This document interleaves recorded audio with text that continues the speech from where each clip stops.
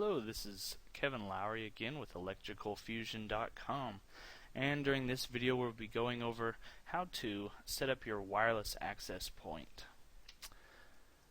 So in this instance we're going to be using a Linksys wireless access point that's also a router, and in order to connect to it we want to open up an internet browser. And then up here in the address bar, we're going to put in the IP address of the router. Typically, the default setting is 192.168.1.1. But in this case, I have changed the setting already, so it is .2.1. Go ahead and hit enter. And then you'll want to put in your username and password. The default username and password for most Linksys devices is admin with no password. I've already set up a password here, and you'll want to do so the same once you've logged in. And you can do that by going to the Administration tab and then put in your new password into the two blanks here and clicking Save Settings. So now let's go to our Wireless tab, and we see our wireless network mode. We want to change that to either G only, or if you have N capabilities on your wireless router, then I would suggest using N as it's the fastest. Then we can choose our SSID. This is basically the name of your wireless network, and it's used to differentiate you from the rest of the world's wireless networks, at least the ones in your area. And I would suggest putting in something that personalizes it to you so that you know what wireless network is yours. In this instance, I'm going to put KevDomain.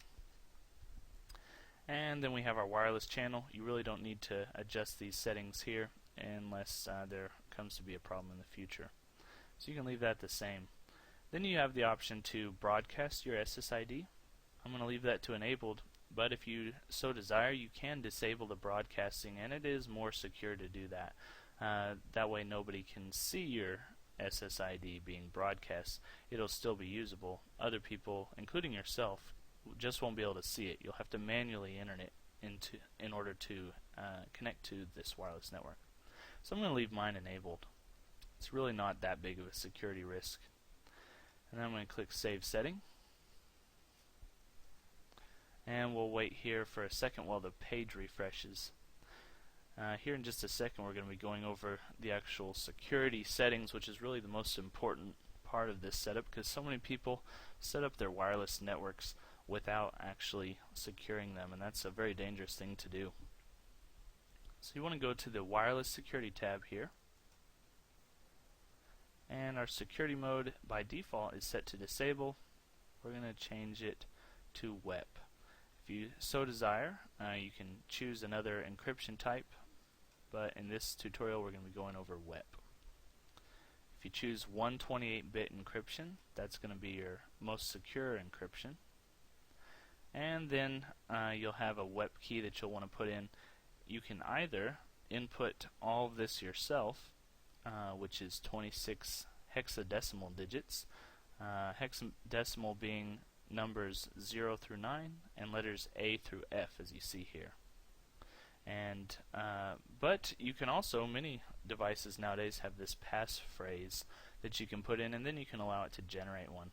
So for instance, if I wanted to generate one off of my name, Kevin, which I wouldn't suggest generating a key off of such a obvious name like that, but in this case we're going to do it just for testing. As you see, it automatically filled in the 26 digits for me.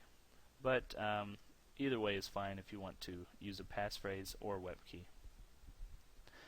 So we'll go ahead and click Save Settings here,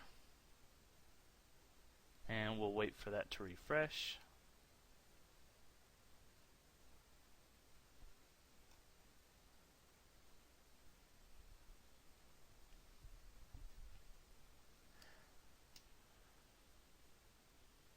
And after that is done, you'll be finished in configuring both your wireless access settings as well as your wireless security, and you'll be able to connect to this in a secure way to where other people in the neighborhood will not be able to connect into your wireless network and access files off of your computer.